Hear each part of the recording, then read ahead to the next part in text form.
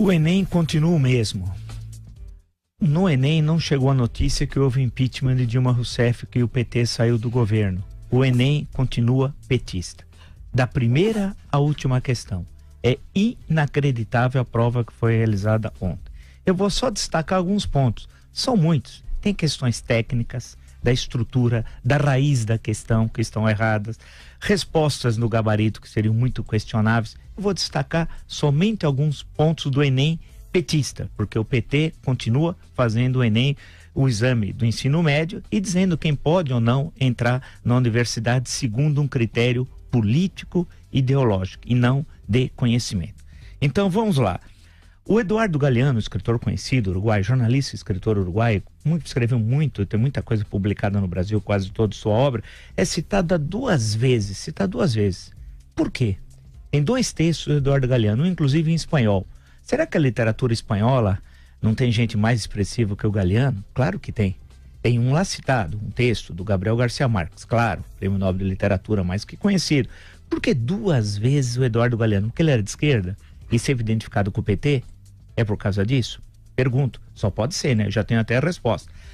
Há uma série na parte de literatura brasileira de autores menores. Autores absolutamente que não têm a mínima importância na literatura brasileira, excetuando dois. Guimarães Rosa e Graciliano Ramos. Duas questões, uma sobre cada um. Mas o resto são autores menores, que não têm a mínima importância. Inclusive, tenho absoluta certeza que não foram ensinados no ensino médio, nos 3 anos do ensino médio. Foi alguém trabalhou com esses autores? Tenho certeza que não. O presentismo marca as questões. O excesso do presentismo. É como se o presentismo determinasse a história de todas as questões. Muitas, é o presentismo. Citações da internet em textos adaptados tal.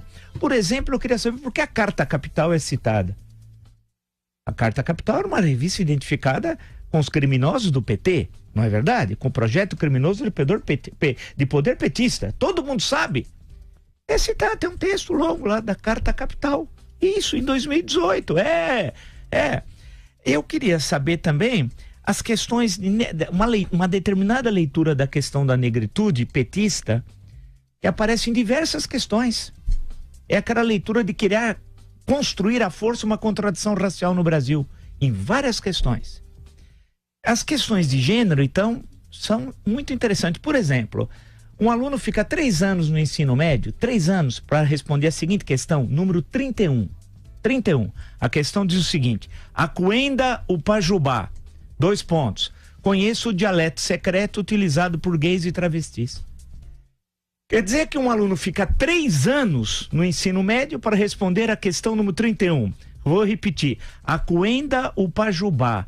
Conheço o dialeto secreto utilizado por gays e travestis. Tem mais uma questão sobre gays e travestis além dessa. Só vou citar essa. 3 anos na escola. Eu lendo o texto, os acessos, que é a citação pela internet, você é obrigado a dizer o acesso, o dia, né? Tem acessos de 2 anos atrás, 3 anos, 4 anos. Por que isso? Significa que as questões já estavam prontas? Significa que ninguém teve acesso a essas questões? Por que o acesso tão antigo? Constatem. Isso aí eu posso citar vários exemplos. Também não entendi as citações falhas. Quem fez a prova não sabe fazer citação, precisa voltar para a escola. No caso de uma citação de texto, você precisa indicar, por exemplo, o volume, que foi num livro que tem vários volumes, né? O volume e a página, e não tem indicações. Por exemplo, a pergunta número 76, se refere ao tempo e o vento. Eu conheço bem, porque quem fez o prefácio do retrato da edição da Companhia das Letras fui eu. Eu aqui, o Marco Antônio Vila e tal. Eu sei que é do retrato, mas não está escrito ali. Porque você tem o continente, o arquipélago, o retrato tal, não está escrito. E não está escrito nem a numeração, nem a citação da página. Tá errado, não sabe fazer, precisa voltar para a escola. E tem, para não me estender muito, porque eu poderia ficar aqui 3 dias, é a questão de 64. 2 questões sobre 64, uma valorizando o João Goulart e a política das reformas, o que é uma farsa. Leiam Jango, um perfil desse que vos fala, e lá tem uma análise detalhada do governo João Goulart, e especialmente da citação do dia 13 de março de 64, que era uma sexta-feira. Portanto, e do célebre comício da Central, que não é nada como está na questão.